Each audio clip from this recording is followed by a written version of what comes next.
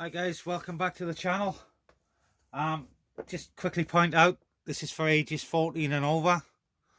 It says so on the box. So right, anyway, it's a kind of a video I've done before, but I've done more things since. So this is an up-to-date video of everything I've done to the canyon. Pretty basically. Right, so we'll start off with the outside. Hang on, it's warm in here. Let me take this. Alright, okay. Binned the sheep there. Right, we'll start off with the outside. Bushwhacks. It's simply some garden wire. It's wrapped around from there. It's one piece that goes around the screws in the grill. And then back up through there, wraps around, stuff there in the hole, there the end of it. So bushwhacks. We'll turn it round so you can see the front of it, guys. There we go. We've got alley sort of skid plate there coming off the front bumper. That is a homemade light bar out of a torch, so that's super bright. Well, I'll show you how that's powered in a sec. Again, homemade light bar, 3 cob torches from the pound shop. I took them apart. I've got a switch on the roof rack for those to go through the different modes. I'll show you how we power that as well. Moving around to the back,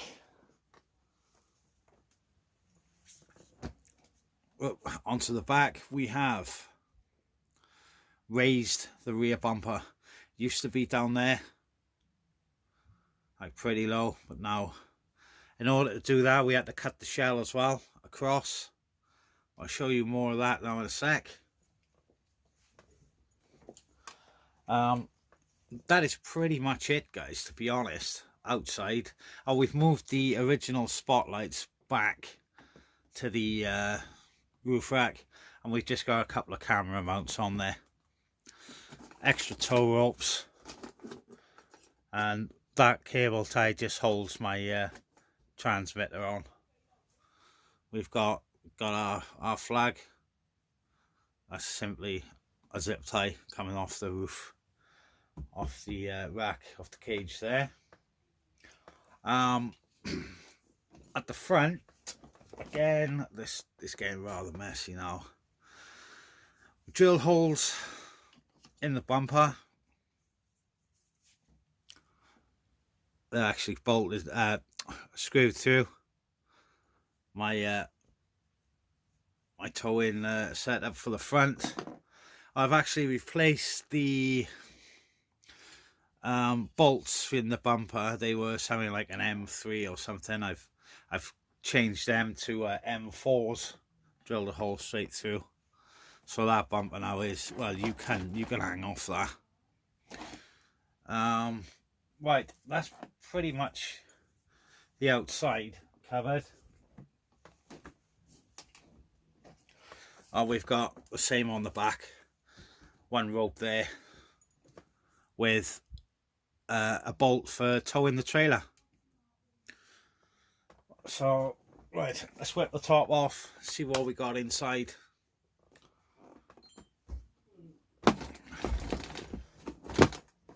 Okay, right, taped up the whole shell. Here we have the wires for the lights, and this is for my light bar on the roof. If you can see the wire running across the front of there, that's the bushwhack wire we've got on the front. This plugs into a power bank for the lights on the roof. And again, inside here somewhere, oh, here it is, we have another USB to plug into a power bank for the light. We've got one there, and we've got one there facing down just to give it like a red glow effect behind it. Okay, so getting closer into the guts of it now, guys. Questions I get asked all the time, right? What's in the tub? Right, well, I'm going to show you what's in the tub. In the tub we have battery connector, because most of my LiPo batteries are Deans, so we've got Deans to Tamiya. The converter there. We've got shoelaces because they come in handy as tow ropes, and just extra stuff. If I'm driving it through a bog, the last thing I want to be doing, guys, is getting wet and going to retrieve the thing when it gets stuck. So I hook it up first, a nice long rope on it, so I can just pull it straight back out. I learned that after like the first time it ended up in a bog, guys, to be honest. Underneath, another bash plate there, simply zip tied onto there because I need to get out at it to change the motor. I could bolt it on, there's no point. Right, we actually done the strengthening chassis mod before I even took it out, and ironically enough, it fell off the table and bent the front bumper body mount as I was doing it. So I see a lot of people put this angle around the other way, so it's coming down and facing out. But as you can see, mine is facing that way, so the suspension shocks, it comes straight up in a straight line. I thought of this as I was doing it, guys. I wanted to mount the shocks vertically, so I had to find a way of killing two birds with one stone without having to use spacers and stuff. So that's what we got there. If I can just zoom in a little. Right, what I've done, instead of drilling one hole, guys, I've drilled a series of holes just to give me options. I mean, at the moment it's set up for rocks, so I want it pretty soft. If I want a trail, then I'll just move them back. As you can see, they were there, which was great, but not so good for the rocks. So I mean, yeah, I've got plenty of option there now. That was an afterthought. Right, let me zoom back out. What else have we got? Oh yeah, the battery. The battery sits under the front mount there.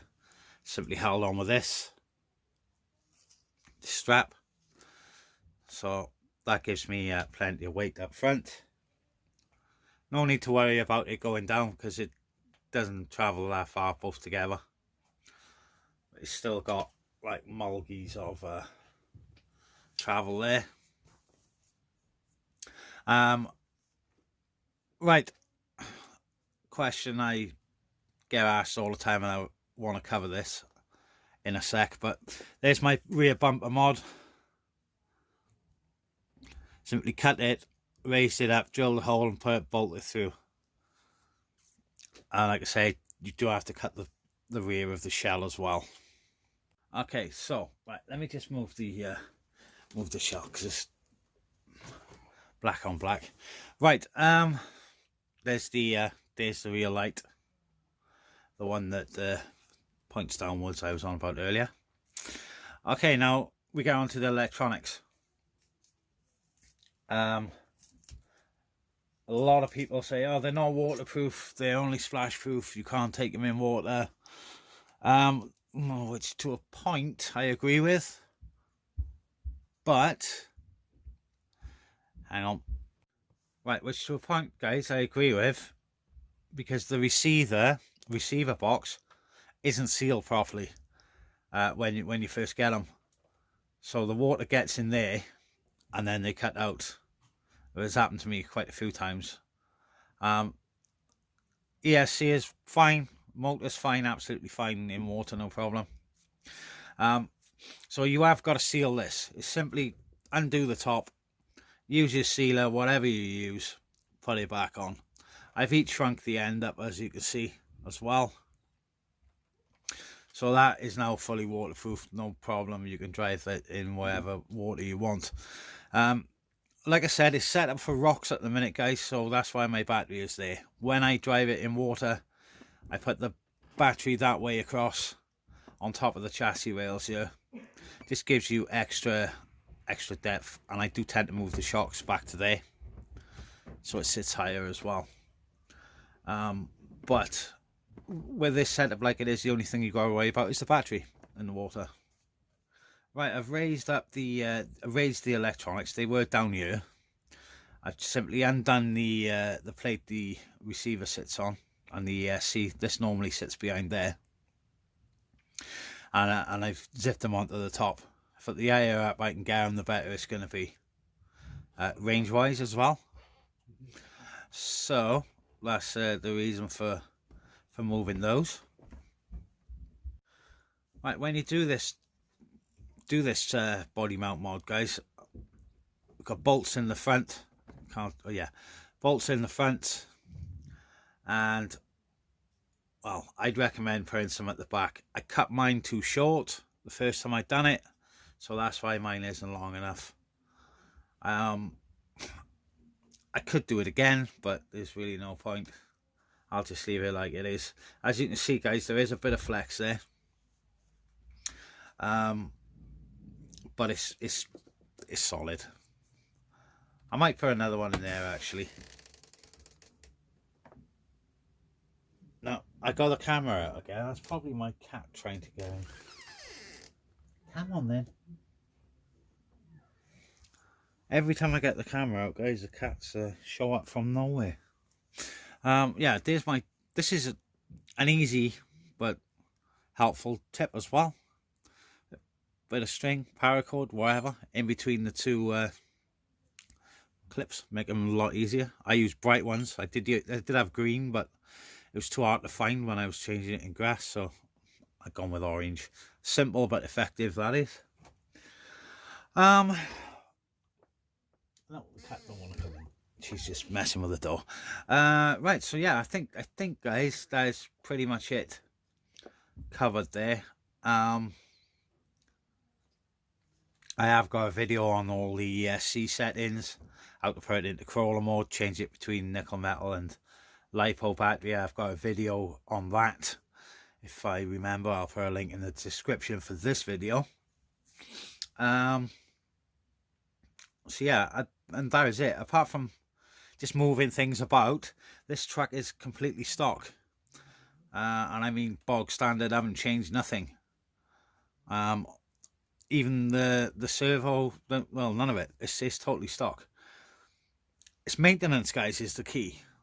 Like, if you've watched my previous videos, this thing does have a hell of a battering, but every like sort of third run I strip the thing down and I re-grease it, re-oil it, and just make sure. It might look battered, but internally, guys, it is well looked after. Even so far as stripping the servo down and greasing that up, and you know, no problem. So like 9 times out of 10 people get issues with these. It's just poor maintenance, guys. Here's my cat. She's going to join us in a minute. She loves zip ties, man. Told you. You like your zip ties, don't you, Fuss? Yeah, poor maintenance, guys. I mean, I've had no troubles with this truck at all. Yeah, I think I've covered it all. So if there's anybody wants to know anything else, or even suggestions how I can make mine better, I'm you know, always looking for new things. I'm always looking for ideas, guys. So any comments, any criticism is good. Anything, whatever. Right, so let's put the shell on before she eats all my zip ties. There we go, guys. I hope I've covered everything there. think I should have. This video is going to be a bit longer than I expected it to be, but yeah, like I said, guys, hope you enjoy the video. Thanks for watching. Hope it's given you some ideas, or it's helped you out in some way or another. And yeah, catch you on the next one. Probably getting this even more dirty than it already is, guys. So if you like the video, please leave a like, and why not subscribe for some more RC action. We'll get some adventures going with this. Right, thanks for watching, guys.